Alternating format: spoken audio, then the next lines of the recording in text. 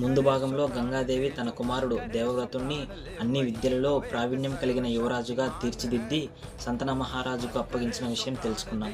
దేవవ్రతుడు ధైర్యం, జ్ఞానం, యుద్ధ నైపుణ్యంతో అసాధారణుడిగా ఎదిగాడు. సంతన మహారాజు కూడా అతడిని యువరాజుగా ప్రకటించాడు. అన్నీ సంతోషంగా సాగుతున్న సమయంలో సంతన మహారాజు యమునా నది తీరంలో సత్యవతి అనే యువతిని చూశాడు. ఆమె సౌందర్యం, వినయం చూసి మహారాజు ఆమెను వివాహం చేసుకోవాలి అనుకున్నాడు. అయితే సత్యవతి తండ్రి ఒక షరతు పెట్టాడు. అదేమిటంటే తన కుమార్తెకి పుట్టబోయే కుమారుడు హస్తినాపురానికి రాజు కావాలి అని కోరాడు.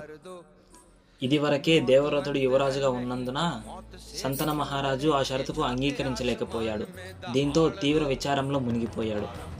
తన తండ్రి బాధకు కారణం తెలుసుకున్న దేవవ్రతుడు స్వయంగా సత్యవతి తండ్రి దగ్గరికి వెళ్ళాడు. అక్కడ అతడు ఒక నిర్ణయం తీసుకున్నాడు. ఆ నిర్ణయం మహాభారత చరిత్రనే మార్చేసింది.